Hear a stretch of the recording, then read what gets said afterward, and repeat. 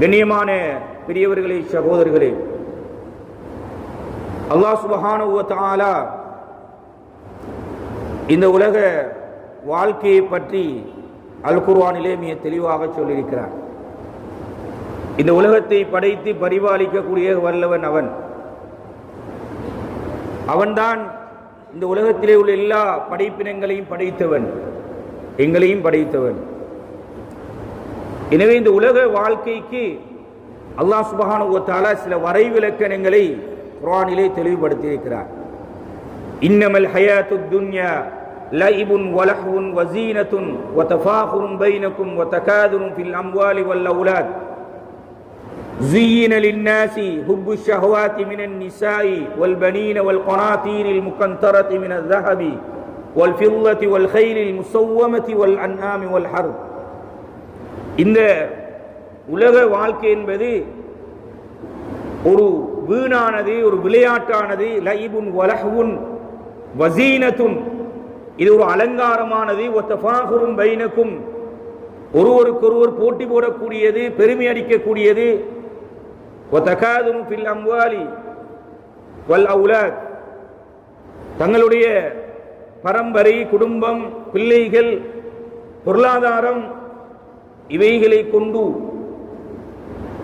அதிகரிப்பை தேடக்கூடியது என்று அல்லாஹ் சுப்ஹானஹு வ தஆலா இந்த உலகத்துக்கு வரைவிலக்கணம் செய்கிறார். ஸீன லின்னாஸி ஹுப்பு ஷஹவாத், ஆசை என்கின்ற, இச்சை என்கின்ற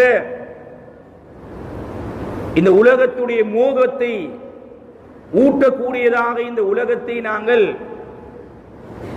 அலங்கரித்து வைத்திருக்கிறோம்,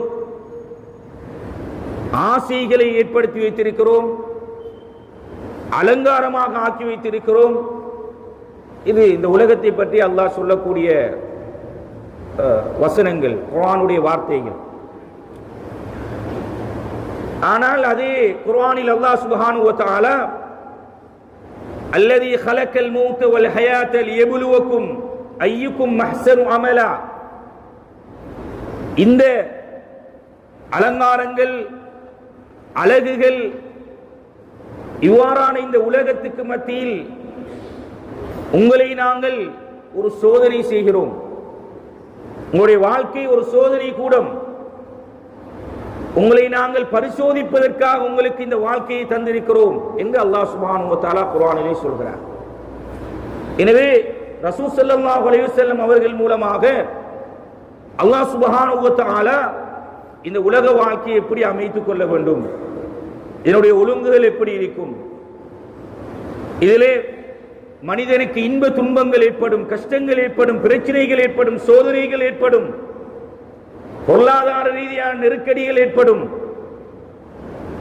குடும்ப வாழ்வியலோடு தொடர்பான பல்வேறுபட்ட இன்பங்களும் துன்பங்களும் நிகழும் என்று பல்வேறு மனிதனுடைய நிலைகளை பற்றி ரசூலுல்லாஹி ஸல்லல்லாஹு அலைஹி வஸல்லம் அவர்கள் இந்த உம்மத்துக்கு அடையாளப்படுத்தினார்கள். கண்ணியமான பெரியவர்களே, சகோதரர்களே, எனவே இந்த உலக வாழ்க்கையுடைய யதார்த்தத்தை ஒரு மனிதன் புரியாவிட்டால், விளங்கிக் கொள்ளாவிட்டால் அவனுடைய முடிவு, இறுதி முடிவு நஷ்டமாகிவிடும், கேவலமாகிவிடும், அது பரிதாபமான நிலைக்கு மாறிவிடும். எப்படி ரசூல் ஸல்லல்லாஹு அலைஹி வஸல்லம் சொன்னார்களோ, ஒவ்வொரு மனிதனுடைய இறுதி முடிவை வைத்துதான் அவன் தீர்மானிக்கப்படுகிறான். அவனுடைய இறுதி காலம், இறுதி கட்டம். காலையிலே மூமினாக இருப்பான், மாலையிலே காபிராக மாறிவிடுவான். மாலையிலே காபிராக இருப்பான், காலையிலே மூமினாக மாறிவிடுவான். இறுதி நிலைதான் எங்களுடைய மிக முக்கியமான ஒரு நிலையாக இருக்கிறது. எப்படி நாங்கள் அந்த மரணத்தை, அந்த மௌத்தை நாங்கள் எதிர்நோக்கப் போகிறோம் என்பதுதான் எங்களுடைய வாழ்க்கையில் இருக்கின்ற மிகப்பெரிய ஒரு சவால். கண்ணியமான பெரியவர்களே, சகோதரர்களே, எனவே இப்போது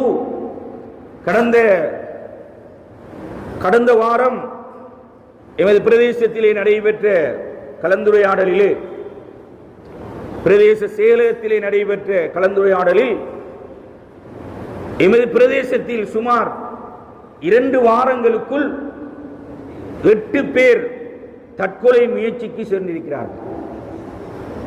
அல்லாஹ் பாதுகாக்க வேண்டும். இந்த நாட்டிலே ஒரு நாளைக்கு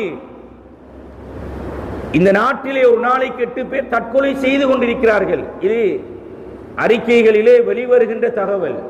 இது இல்லாமல் எத்தனை பேர் என்று தெரியாது. 2024ஆம் ஆண்டு சுகாதார திணைக்களத்தினுடைய அறிவிப்பின்படி மட்டக்களப்பு மாவட்டம் இலங்கையிலே 2வது தற்கொலை செய்யக்கூடிய பிரதேசமாக அடையாளப்படுத்தப்பட்டிருக்கிறது. குறிப்பாக உங்களுக்கு தெரியும், நாங்கள் முஸ்லிம்களுடைய இவ்வாறான கசப்பான நிகழ்வுகள் என்பது நடப்பது ஒரு அரிதானது. அவ்வாறு நடப்பதல்ல. நாங்கள் ஈமான் கொண்டவர்கள், மூமின்கள், முஸ்லிம்கள், என்னுடைய வாழ்க்கையை நம்பியவர்கள், அதை பற்றி பேசுவதும் இல்லை நாங்கள். காரணம், அவ்வாறு முயற்சிகள் நடைபெறுவது என்பது மிக மிக அரிதாக காணப்பட்ட நிலை கடந்து இப்போது பெண்கள், பாடசாலை மாணவர்கள் இந்த 8 பேருக்குள் என்று மிக கவலையான நிகழ்வு நடைபெற்று கடந்த புதன்கிழமை தல வைத்தியசாலையுடனான விசேட கலந்துரையாடல் நடைபெற்றது. இது தொடர்பாக மக்களுக்கு ஆன்மீக ரீதியான தெளிவூட்டல், விழிப்பூட்டல் வழங்கப்பட வேண்டும். தங்களை பாதுகாத்துக் கொள்வது மட்டுமல்ல, இதனை செய்ய வேண்டும் என்கின்ற உணர்வுள்ளவர்களை எப்படி அடையாளம் காண்பது, எப்படி இவர்களை பாதுகாப்பது, இது தொடர்பாக நாங்கள் என்ன அம்சங்களை அறிந்து கொள்ள வேண்டும் என்பது தொடர்பான விடயங்களை குதுபாவிலே எல்லா ஜும்மா பள்ளி வாயில்களிலும் நிகழ்த்துமாறு பணித்திருக்கிறார்கள். அகில இலங்கை ஜமியத்துல் உலமா காத்தாங்குடி கிளையினுடைய ஏற்பாட்டிலே இந்த ஏற்பாடுகள் செய்யப்பட்டிருக்கின்றன. எனவே இந்த தற்கொலை தொடர்பாக நாங்கள் எல்லோரும் பெரும்பாலும் நாங்கள் அறிந்திருப்போம். இஸ்லாத்தினுடைய பார்வையிலே சபுல் மூபிகாத் என்கின்ற பெரும் பாவங்களாக ரசூலுல்லாஹி ஸல்லல்லாஹு அலைஹி வஸல்லம் அவர்கள் அடையாளப்படுத்திய ஒரு பாவம் இந்த தற்கொலை. ரசூலுல்லாஹி ஸல்லல்லாஹு அலைஹி வஸல்லம் அவர்கள் ஒரு யுத்த களத்திலே இஸ்லாம் முஸ்லிம்கள் சார்பாக மிகப்பெரிய ஒரு போராட்டம் நடத்தி கொண்டிருந்த ஒரு சஹாபியை, ஒரு நபரை பார்த்து சொன்னார்கள், ஒரு நரகவாதியை பார்க்க வேண்டும் என்றால் இந்த நபரை பார்த்துக் கொள்ளுகின்றார்கள். சஹாபாக்களுக்கு ஆச்சரியம். முஸ்லிம்கள் சார்பாக முஸ்லிம்களுடைய தரப்பிலே இருந்து யுத்தம் செய்து கொண்டிருக்கிறார், ரசூலுல்லாஹி ஸல்லல்லாஹு அலைஹி வஸல்லம் நரகவாதி என்று சொல்கிறார்கள். உடனடியாக அவரை பின்தொடர்ந்து செல்கிறார் ஒரு சஹாபி. கடைசியில் பார்த்தால் அவருக்கு ஏற்பட்ட அந்த வலி தாங்க முடியாமல் அப்படியே அவருடைய வாளை நெஞ்சிலே குத்தி அவர் அப்படியே தற்கொலை செய்து கொள்கிறார். ரசூலுல்லாஹி ஸல்லல்லாஹு அலைஹி வஸல்லம் நரகவாதி என்று அடையாளப்படுத்தினார்கள். வலா தக்துலு, குர்ஆன் சொல்கிறது, உங்களை நீங்கள் கொலை செய்து விடாதீர்கள், உங்களை நீங்கள் மாய்த்துக் கொள்ளாதீர்கள் என்று குர்ஆன் அடையாளப்படுத்தி நிறைய ஹதீதுகளை பார்க்கும்போது மிகப்பெரிய ஒரு பாவமாக ரசூல் ஸல்லல்லாஹு அலைஹி வஸல்லம் ஒருவர் வருகிறார், இவர் எப்படி மரணித்தார் என்று கேட்கும் போது தன்னை தான் மாய்த்துக் கொண்டார் என்று சொன்ன போது ரசூல் ஸல்லல்லாஹு அலைஹி வஸல்லம் ஜனாஸா தொழுவிக்கவில்லை, தொழுவிக்க முடியாது என்று சொல்லிவிட்டார்கள். இப்படி மிகப்பெரிய ஒரு பாவமாக, மிகப்பெரிய ஒரு குற்றமாக எங்களுடைய உயிர் அது அல்லாஹ்வுக்கு சொந்தமானது. இந்த உடல் உயிர் இது அனைத்துக்கும் சொந்தக்காரன் அல்லாஹ். இதை நாங்கள் நினைத்தது போன்று பயன்படுத்த முடியாது. நாங்கள் நினைத்தால் உயிர் வாழ்வோம், நினைத்தால் மாய்த்துக் கொள்வோம் என்ற நிலை இது அல்லாஹ்வுக்கு செய்கின்ற அநியாயம். எனவே இது ரசூல் ஸல்லல்லாஹு அலைஹி வஸல்லம் பெரும்பாவமாக அடையாளப்படுத்திய ஒரு பாவம். இது முஸ்லிம் சமூகத்துக்கு மத்தியில் இவ்வாறு சர்வசாதாரணமான நிலைக்கு வந்துவிட்டது என்றால் அதற்கு நிறைய காரணங்கள், பின்னணிகள் இருக்கின்றது என்பதை நாங்கள் அறிந்து கொள்ள வேண்டும். சில நேரம் தற்கொலை என்றால் எங்களுக்கு தெரியும், கடலிலே விழுவது, ஆற்றிலே விழுவது, கயிறை கட்டி தொங்குவது இல்லை. இதையும் தாண்டி பல்வேறுபட்ட அம்சங்களை வைத்தியர்கள் எங்களுக்கு தெளிவுபடுத்தினார்கள். இவ்வாறான நிலையில், மனோநிலையில் இந்த மக்கள் வாழ்ந்து கொண்டிருக்கிறார்கள். என்னென்ன வகையாக தன்னை மாய்த்துக் கொள்வதற்கான முயற்சிகளை மேற்கொள்கிறார்கள். கண்ணியமான பெரியவர்களே, சகோதரர்களே, எனவே இஸ்லாத்தினுடைய பார்வையில் இந்த தற்கொலை முயற்சி என்பது, தற்கொலை என்பது அது நரகத்துக்கு இட்டு செல்லக்கூடிய பெரும் பாவம் என்பதில் அறிஞர்கள் மத்தியிலே ஏகோபித்த கருத்திலே இருக்கிறார்கள். எல்லோரும் ஏகோபித்த கருத்திலே இருக்கிறார்கள். எனவே என்னுடைய இறுதி முடிவு நான் ஏற்கனவே சொன்னது போன்று, காலையிலே மூமினாக இருந்துவிட்டு மாலையிலே மனிதன் காபிராக மாறிவிடுவான். ரசூலுல்லாஹி ஸல்லல்லாஹு அலைஹி வஸல்லம் இறுதி முடிவை நீங்கள் பயந்து கொள்ளுங்கள் என்றார்கள். அந்த நிலை எங்களுக்கு வந்துவிடாமல் அல்லாஹ் சுப்ஹானஹு வ தஆலா எங்கள் அனைவர்களையும் பாதுகாப்பானாக. கண்ணியமான பெரியவர்களே, சகோதரர்களே, இந்த இவ்வாறான நிலைக்கு என்ன காரணம் என்றால், மிக முக்கியமாக மனரீதியான, மனம் சார்ந்த பிரச்சனை தான் அவருக்கு இவ்வாறான ஒரு முடிவை எடுக்கக்கூடிய நிலைமைக்கு கொண்டு போய் சேர்க்கிறது. டிப்ரெஷன் என்கின்ற, ஸ்ட்ரெஸ் என்கின்ற மன அழுத்தம், மனவேதனை, மனக்கவலை, மனதில் ஏற்படுகின்ற அந்த துயராத வடு, இவைகள் இவ்வாறான தங்களை தாங்கள் ஏன் நான் உலகத்திலே வாழ வேண்டும் என்ற நிலைக்கு கொண்டு போய் சேர்க்கிறது என்பதை காரணிகளாக அடையாளப்படுத்தியிருக்கிறார்கள். ஏன் இது ஏற்படுகிறது? அவ்வாறு ஏற்படுகின்ற போது அதற்கான வழியாக இஸ்லாம் எதை சொல்லி தந்திருக்கிறது என்கின்ற புரிதல் எங்களுக்கும் இருக்க வேண்டும். அடுத்தவர்களை நாங்கள் புரிய வைக்கவும் வேண்டும். இவ்வாறான நிலையை சமூகத்திலே பாதுகாக்க வேண்டிய பொறுப்பு எங்கள் ஒவ்வொருவருக்கும். எங்களுடைய வீட்டிலும் நடைபெறலாம். அல்லாஹ் பாதுகாக்க வேண்டும்.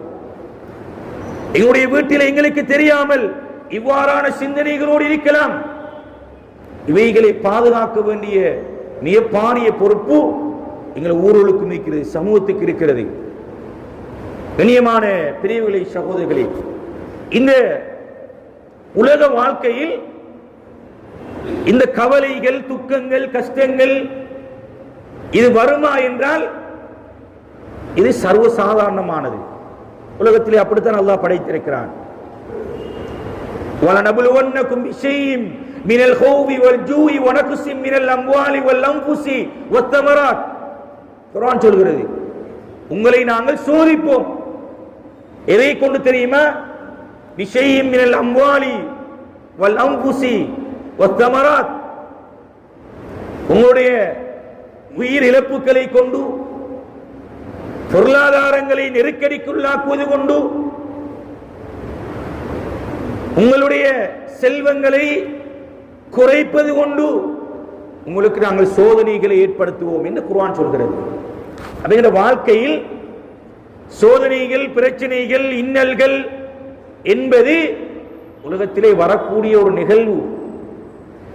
இதனை தாங்கிக் கொள்ள முடியாத நிலை வரும்போது இவ்வாறான தங்களை தாங்கள் மாய்த்துக் கொள்கின்ற ஒரு நிலைக்கு மனிதன் செல்கிறான் என்று ஆய்வாளர்கள் சொல்கிறார்கள், உளவியல் சொல்கிறது. முதலாவது, தனிமை என்கின்ற உணர்வு ஒரு மனிதனை தன்னுடைய உயிரை மாய்த்துக் கொள்வதற்கு வழிவகுக்கிறது என்று அடையாளப்படுத்தியிருக்கிறார். கண்ணியமான பெரியவர்களே, சகோதரர்களே, இன்று உங்களுக்கு தெரியும், அறிவியல், அதிநவீன விஞ்ஞானம் வளர்ந்திருக்கிறது. எல்லோரும் அறிவாளிகளாக இருக்கிறார்கள். ஏஐயினுடைய தொழில்நுட்பம் என்று உலகத்தினுடைய அறிவியலை நாங்கள் பேசிக் கொண்டிருக்கிறோம். நினைத்தால் உலகத்தில் எந்த மூலை முடுக்கில் இருக்கக்கூடியவரோடும் பேசலாம், கதைக்கலாம், உறவாடலாம், பார்க்கலாம் என்ற ஒரு நிலை இன்று உருவாகி இருக்கிறது. ஆனால் எங்களோடு நெருக்கமாக இருக்கின்ற, எங்களை பெற்று வளர்த்த எங்களுடைய பெற்றோர்கள், வயது முதிர்ந்த நிலையிலே உள்ள உறவுகள் இன்று தனிமைப்படுத்தப்பட்டிருக்கிறார்கள். ஏங்குகிறார்கள். என்னுடைய மகன் என்னோடு கதைக்க மாட்டானா, பேச மாட்டானா, வந்து என்னை பார்க்க மாட்டானா, என்னோடு உறவாட மாட்டானா? இந்த தனிமை அந்த மன வலி அதிகரித்து அதிகரித்து அவனை இவ்வாறான ஒரு நிலைக்கு கொண்டு போய் சேர்க்கும் என்று இன்று ஆய்வாளர்கள் சொல்கிறார். எனவே இருக்கின்ற எங்களுடைய பொறுப்பு எங்களுடைய பெற்றோருக்கு, எங்களுடைய உறவுகளிலே வயது முதிர்ந்தவர்களுக்கு நேரங்களை காலங்களை கொடுத்து அவர்களோடு உறவாடுவது, பேசுவது, கதைப்பது, அவர்கள் கதைப்பதை கேட்பது மிகப்பெரிய ஒரு நிவாரணமாக அடையாளப்படுத்தியிருக்கிறார். ரசூல் ஸல்லல்லாஹு அலைஹி வஸல்லம் அவர்கள் நல்ல லெசனராக இருந்தார்கள், கேட்கக்கூடியவர்களாக இருந்தார்கள். புகாரியிலே, சஹீஹுல் புகாரியிலே ஒரு நீண்ட ஒரு ஹதீஸ் வருகிறது. நீண்ட ஒரு ஹதீஸ் 11 பெண்களை பற்றி ஆயிஷா சித்திகா ரலியல்லாஹு அன்ஹா அவர்கள் கதைத்தார்கள் நபி அவர்களோடு. நபி அவர்கள் அப்படியே செவிமடுத்துக் கொண்டிருந்தார், கேட்டுக்கொண்டே இருந்தார்கள். அவர் ஒவ்வொருவர்களும் அவர்களுடைய குடும்ப வாழ்க்கையை பற்றி பேசியதை அவர்கள் சொல்கிறார்கள். நபி அவர்கள் கேட்டுக்கொண்டே இருந்தார்கள். எனவே இந்த தனிமை, அது மனைவியாக இருக்கலாம், பிள்ளைகளாக இருக்கலாம், வயது முதிர்ந்த பெற்றோர்களாக இருக்கலாம். இன்று நிறைய பேர் சமூகத்திலே தனிமைப்படுத்தப்பட்டிருக்கிறார்கள். பிள்ளைகள் சில நேரம் குடும்பமாக வெளிநாடுகளிலே, வெளியூர்களிலே வசிக்கிறது. இன்னொரு கதைப்பதற்கு யாரும் இல்லையே என்ற நிலை பெற்றோர்களிடத்திலே உருவாகி இருக்கிறது. இது இந்த தனிமை, அந்த வேதனை, அந்த வலியாக அது மாறுமாக இருந்தால், அது மன உளைச்சலாக மாறுமாக இருந்தால், அவர் இவ்வாறு நிலைக்கு கொண்டு போய் சேர்க்கும். நாங்கள் எல்லோரும் அவ்வாறானவர்களை பாதுகாக்க வேண்டிய பொறுப்பு எங்களுக்கு இருக்கிறது. அவ்வாறானவர்கள் எங்களுடைய சமூகத்தில், எங்களுடைய வீட்டிலே, எங்களுடைய குடும்பத்திலே இருந்தால் தயவு செய்து அவர்களுக்காக நேரங்களை கொடுக்க வேண்டும், கதைக்க வேண்டும், பேச வேண்டும், அரவணைக்க வேண்டும், பாதுகாக்க வேண்டும், அவர்களுடைய பொறுப்புகளை நிறைவேற்ற வேண்டும், அவர்களுக்கான கடமைகளை செய்து கொடுக்க வேண்டும். கண்ணியமான பெரியவர்களை, சகோதரர்களை, பெற்றோர்களை பற்றி அது தனியான ஒரு தலைப்பு நிறைய குர்ஆனிலே அல்லாஹ் சுப்ஹானஹு வ தஆலா சொல்லியிருக்கிறான். இந்தகல் கிபர் என்கின்ற வார்த்தை அல்லாஹ் குர்ஆனிலே பயன்படுத்தி இருக்கிறான். அஹதுஹுமா கிலாஹுமா, ஒருவரோ அல்லது இருவருமோ வயது முதிர்ந்த நிலையை அடைந்தால் என்று தனியாக பெற்றோர்களை பற்றி அல்லாஹ் பேசியிருக்கிறான். எனவே இந்த தனிமை, அந்த அந்த தனிமையில் இருக்கக்கூடியவர்களை இவ்வாறான நிலைக்கு கொண்டு போய் சேர்க்கும், பாதுகாக்க வேண்டிய பொறுப்புடையவர்களாக நாங்கள் இருக்கிறோம். அல்லது நாங்கள் தனிமையில் இருக்கக்கூடியவர்களாக இருந்தால் இறுதியாக இஸ்லாம் சொல்லக்கூடிய போதனைகளை நாங்கள் பார்க்கலாம். இரண்டாவது மிக முக்கியமான ஒரு காரணம் இந்த போதைப் பொருளுடைய பாவனை. இது இரண்டு விதமாக அடையாளப்படுத்தப்படுகிறது. ஒன்று, அதனை பயன்படுத்தி விட்டால் தன்னிலை மறந்து விட்ட நிலையில், தன்னிலை மறந்த நிலையில் மிக வேகமாக வாகனங்களை செலுத்துவது, நாங்கள் எங்கே நிற்கிறோம் என்ற நிலை அறியாத நிலை, தன்னை தானே மாய்த்துக் கொள்கின்ற, எங்கே விழுகிறோம், எங்கே இருக்கிறோம் என்ன நிலை, அது பேச வேண்டிய அவசியம் எல்லோரும் நாங்கள் அறிந்த விடயம்.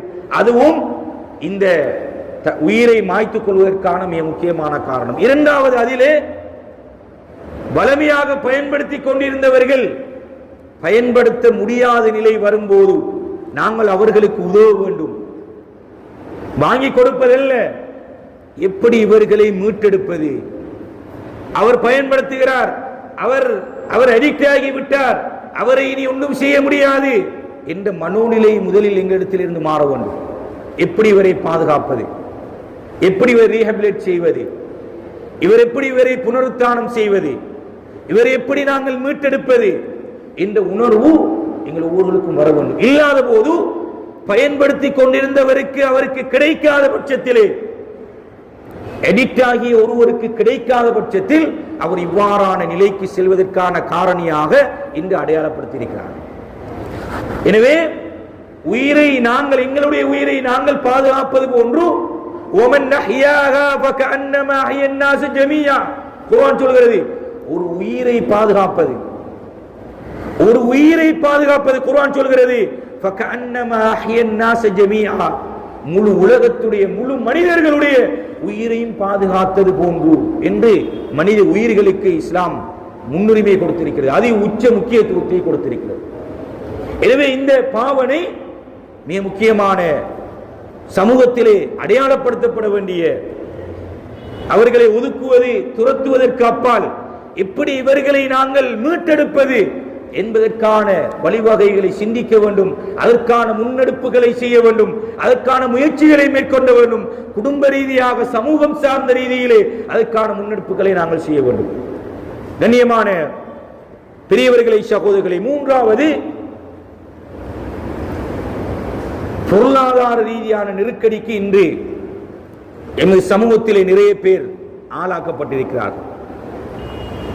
பேராசை, அளவுக்கு மீறிய செலவு, வரவை விட செலவின் அதிகரிப்பு, ஆசை, மோகம். இன்று நிறைய நல்ல வெளியிலே பார்க்கும்போது சிரித்து கதைத்துக் கொண்டிருக்கிறார்கள், நல்ல ஆடைகள் அணிந்து திரிகிறார்கள். ஆனால் கடுமையான உளரீதியாக பாதிக்கப்பட்டிருக்கிறார்கள். பொருளாதார நெருக்கடிகள்,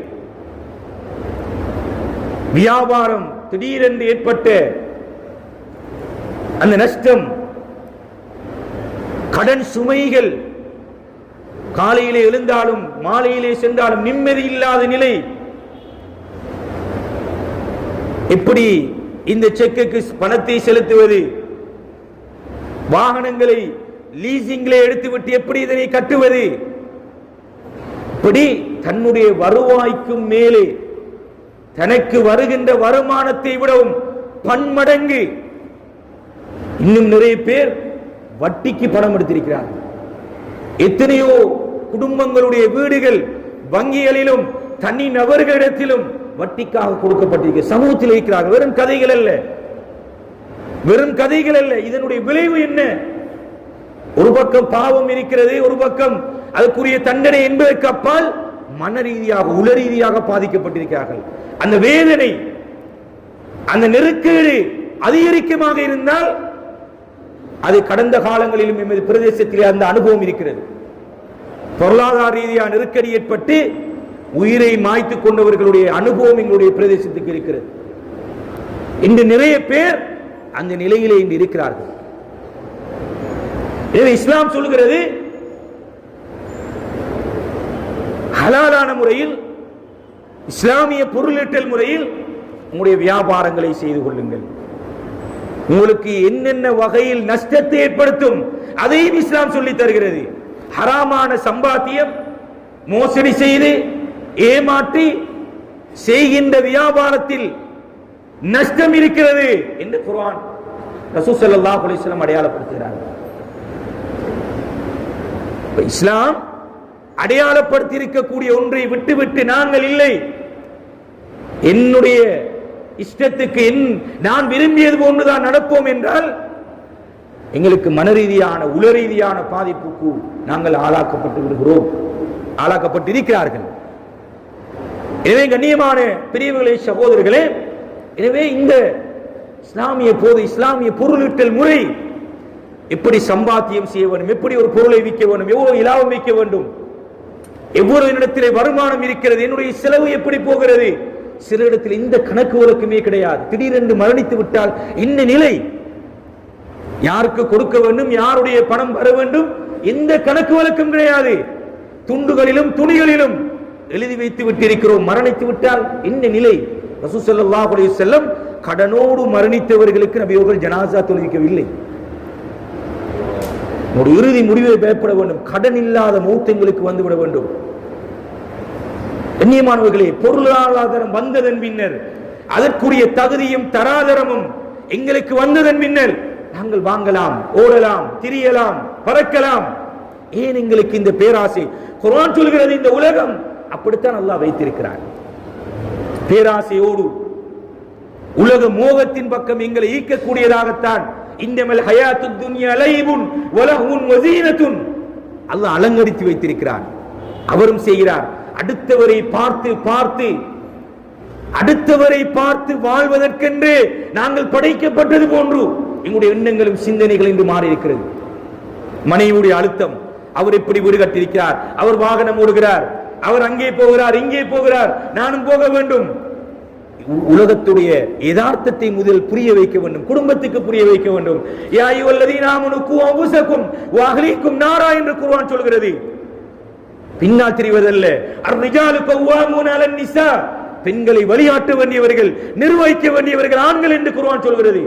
நான் சொல்லக்கூடிய ஒவ்வொன்றுக்கும் நிறைய காரணிகள் இந்த சமூகத்தில் இருக்கின்றன, வெளிப்படையாக சொல்ல முடியவில்லை. கண்ணியமான பெரியவர்களே, சகோதரர்களே, எனவே இந்த பொருளாதார நெருக்கீடுகளினால் ஏற்படுகின்ற அந்த நோய், அந்த மன நெருக்கீடு எங்களை இந்த இவ்வாறான நிலைக்கு கொண்டு போய் சேர்க்கிறது என்பதை இந்த ஆய்வுகள் சொல்கின்றன.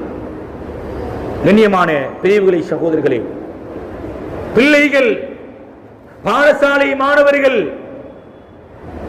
உளரீதியாக பாதிக்கப்படுகின்ற போது அவர்களும் அவ்வாறான முடிவுக்கு கொண்டு போய் செல்கிறார்கள். அதுக்கு நிறைய காரணிகள் இருக்கின்றன.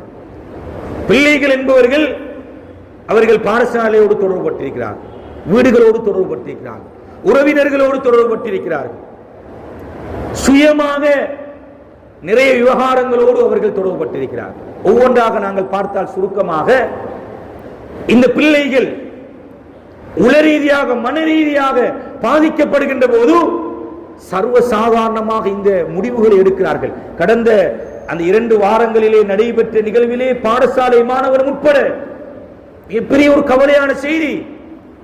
அல்லாஹ் பாதுகாக்க வேண்டும். அறிவு வளர்ந்திருக்கிறது என்று சொல்கிறோம், அறிவியல் வளர்ந்திருக்கிறது என்று சொல்கிறோம். இந்த அறிவு வளர்ந்தால், அறிவியல் வளர்ந்தால் உலகத்துடைய புரிதல் அதிகரிக்க வேண்டும்.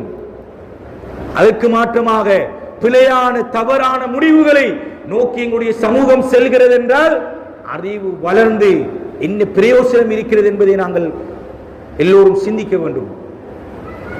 கண்ணியமான பெரியவர்களே, சகோதரர்களே, இந்த பிள்ளைகள் வன்முறைகளுக்கு ஆளாக்கப்படுகின்ற போது, துஷ்பிரயோகங்களுக்கு ஆளாக்கப்படுகின்ற போது, இந்த பிள்ளைகள் பாகுபடுத்தப்படுகின்ற போது, துன்புறுத்தப்படுகின்ற போது இவ்வாறான நிலைக்கு செல்கிறார்கள் என்று ஆய்வுகள் சொல்கின்றன. இதனால் இஸ்லாம் சொல்கிறது, பிள்ளைகள் வளர்க்கப்பட வேண்டும், வளர்வதல்ல, அன்பு காட்டப்பட வேண்டும், அரவணைக்கப்பட வேண்டும், பாதுகாப்பு கொடுக்கப்பட வேண்டும். அது பாடசாலையாக இருக்கலாம், அது வீடுகளாக இருக்கலாம், பிள்ளைகள் பாதுகாக்கப்பட வேண்டும். இன்று தொலைத்தொடர்பு சாதனங்களினுடைய பாவனையினால் ஒரு சமூகம் இந்த முடிவை நோக்கி சென்று கொண்டிருக்கிறது. அதிலே அவர்கள் விளையாடுகின்ற கேம், அதிலே சொல்லிக் கொடுக்கப்படுகின்ற விடயங்கள் இன்று அவர்களை இவ்வாறான நிலைக்கு கொண்டு போய் சேர்க்கிறது. அந்த தாங்க முடியாத வலி ஏற்படுகிறது, புறக்கணிக்கப்படுகிறார்கள். இரண்டு பேரை ஒப்பிட்டு கதைக்கும் போது சில நேரம் அவர்களுக்கு மனரீதியாக பாதிக்கப்படுகிறது. அது பாடசாலையாக இருக்கலாம், வீடுகளாக இருக்கலாம். உளரீதியான பாதிப்புக்குள்ளாக கடந்த சில மாதங்களுக்கு முன்னர் சுகாதார திணைக்களத்தினுடைய ஒரு ஆய்வு வெளியிடப்பட்டிருக்கிறது, எல்லோரும் வாசித்திருப்போம். அதிலே 11 தொடக்கம் 17 வயதுக்குட்பட்ட மாணவர்கள் 11.3% மாணவர்கள் தேசிய ரீதியிலே செய்யப்பட்ட ஆய்விலே உளரீதியாக பாதிக்கப்பட்டிருக்கிறார். நமது நாட்டிலே செய்யப்பட்ட 75% மாணவர்கள், 75% பாடசாலை மாணவர்கள் தன்னோடு தன்னுடைய விடயங்களை பேசுவதற்கு நெருக்கமான உறவுகள் இல்லை, தன்னோடு தன்னுடைய சுய விவரங்களை பேசுவதற்கு நெருக்கமான உறவுகள் இல்லை என்று ஸ்டேட்மெண்ட் கொடுத்திருக்கிறார்கள். ஆய்வு சொல்கிறது. கண்ணியமான பெரியவர்களே, சகோதரர்களே, அல்லாஹ் எங்கள் அனைவருடைய பிள்ளைகளையும் பாதுகாப்பானாக. கவனிக்க வேண்டும், பாதுகாக்க வேண்டும். உழைக்கிறோம், சம்பாதிக்கிறோம், பிள்ளைகளுக்காக வேண்டித்தான் கொடுக்கிறோம் இல்லை.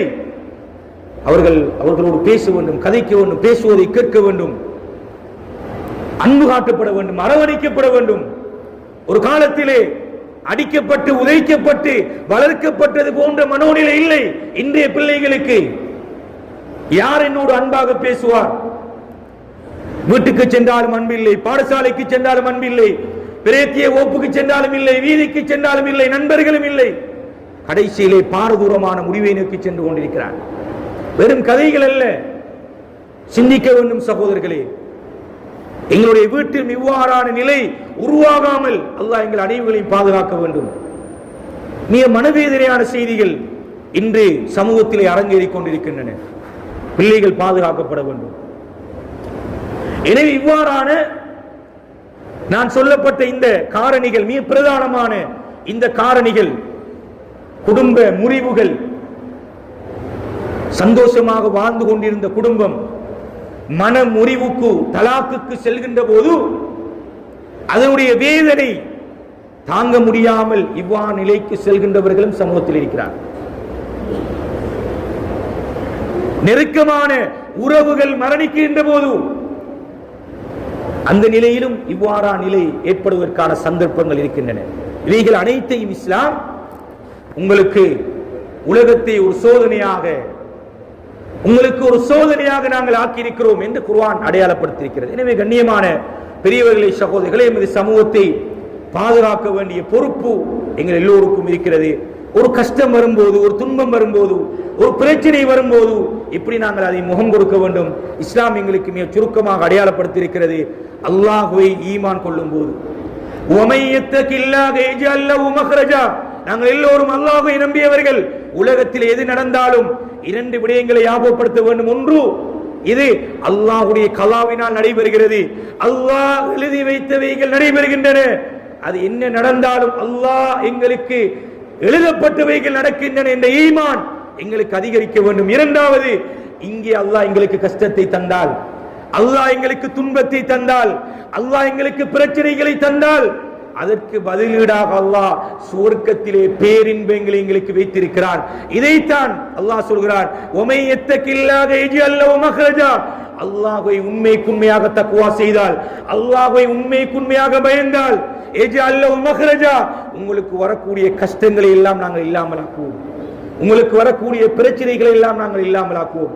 ஒமை யதவக்கல் அலல்லாஹ், ஒமை யதவக்கல் அலல்லாஹ், அல்லாஹ்வை தவக்குல் வைத்தால், அல்லாஹ்வை தவக்குல் வைத்தால், லா ஹவுல வலா குவத இல்லா பில்லாஹ், லா ஹவுல வலா குவத இல்லா பில்லாஹ்.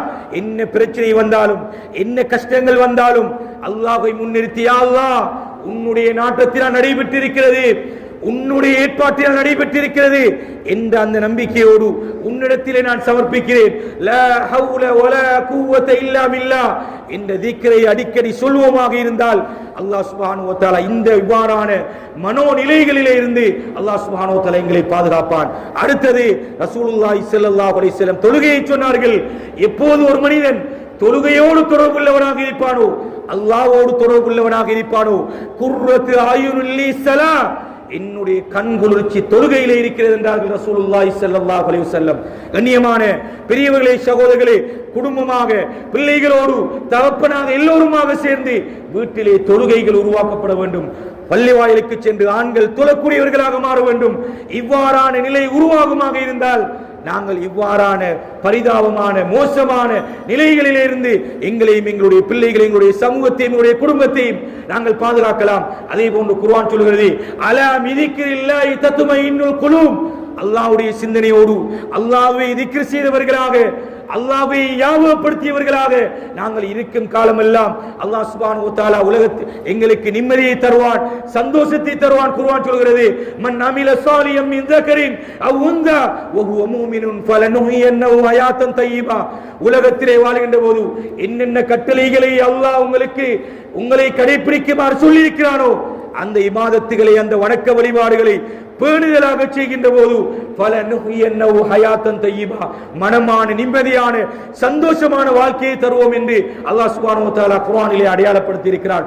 எனவே கண்ணியமான பெரியவர்களே, சகோதரர்களே, இவ்வாறான மிக மோசமான நிலை எதிர்காலத்திலே வராமல் அல்லாஹ் சுப்ஹானஹு வ தஆலா எங்களையும், எங்களுடைய குடும்பத்தையும், எங்களுடைய பிரதேசத்தையும் பாதுகாக்க வேண்டும். அதற்காக எங்களால் முடியுமான ஒத்துழைப்புகளையும் முயற்சிகளையும், இவ்வாறான நிலைகளிலே உள்ளவர்களை அடையாளம் கண்டால், தங்களுடைய உலகத்தில் உலகத்திலே வாழ்வதை மெய்மறந்து நான் ஏன் வாழ வேண்டும், ஏன் நான் பிறந்திருக்கிறேன், எனக்கு மரணம் வரக்கூடாதா என்ற நிலையில் சமூகத்திலே யாராவது கதைத்தால் அவர்களை அரவணைத்து அவர்களோடு பேசி அவர்கள் பேசுவதை கேட்டு அவர்களுக்கு ஈமானியத்தையும் இஸ்லாத்தையும் அவர்களுக்கு ஊட்டி அவர்களை பாதுகாக்க வேண்டிய பாரிய பொறுப்பு எங்கள் எல்லோருக்கும் இருக்கிறது. எனவே அல்லாஹ் சுப்ஹானஹு வ தஆலா எங்கள் அனைவரையும் பாதுகாத்து எங்களுடைய இறுதி முடிவை நல்லதாக ஆக்குவானாக. யா அல்லாஹ் எங்களுடைய பாவங்களை மன்னிப்பாயாக. யா அல்லாஹ் நாங்கள் அறிந்தும் அறியாமலும் தெரிந்தும் தெரியாமலும் செய்த அனைத்து பாவங்களை மன்னிப்பாயாக.